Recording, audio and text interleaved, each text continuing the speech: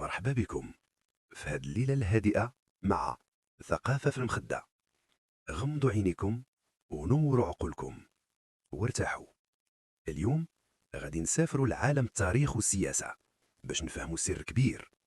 علاش الدول العربية رغم ثرواتها وأهميتها ما عندهاش حتى قنبلة نووية وحدة؟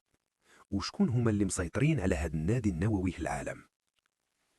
القصة بدايتها مع أمريكان في الحرب العالمية الثانية، من اللي سبقات ألمانيا وصنعت أول قنبلة وضربت بها اليابان في هيروشيما وناغازاكي.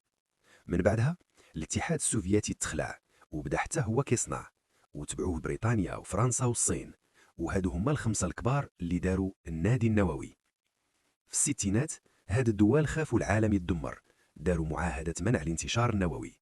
قفلوا الباب، اللي صنع قبل 67 مبروك عليه، واللي ما صنعش ممنوع عليه ويقدر يستعمل النووي غير في السلم والطاقة. ولكن واش العرب حاولوا؟ أيه، أول دولة عربية فكرات هي مصر في عهد جمال عبد الناصر. أسسوا لجنة الطاقة الذرية في الخمسينات وبنوا مفاعل أبحاث صغير، ولكن حرب 67 ضربات الاقتصاد ومشات الفلوس كلها لبناء الجيش، ومع معاهدة السلام المشروع تقفل. من بعدها ليبيا مع معمر القذافي حاولت تشري السلاح جهرا، ومن اللي رفضوا ليه لجأ لسوق التهريب وشرى تكنولوجيا من باكستان. ولكن من اللي طاح صدام حسين ليبيا خافت وسلمت المعدات كلها لأمريكان وبريطانيا. حتى العراق في عهد صدام بنى مفاعل تموز مع فرنسا، ولكن إسرائيل هجمت عليه في عام 81 ودمراته بالكامل. ونفس القصة وقعت لسوريا، بناو مفاعل سري ولكن إسرائيل اكتشفته ودمراته في 2007.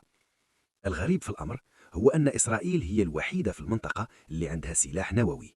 بناو مفاعل ديمونة في السر مع فرنسا في الخمسينات، وميريكان غمضات العين وداروا اتفاق سري باش إسرائيل ما تعترفش علنا وما تشهرش السلاح ديالها.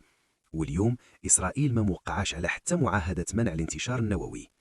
في المقابل دول بحال الهند وباكستان وكوريا الشمالية قدروا يدخلوا للنادي حيث ما وقعوش أو انسحبوا من المعاهدة، ولكن العرب بقاو محصورين بين الضغوطات الدولية والتدمير العسكري. كنتمنى نكون خففت عليكم. بقاو على خير وأحلام سعيدة ومريحة مع ثقافة في المخدة.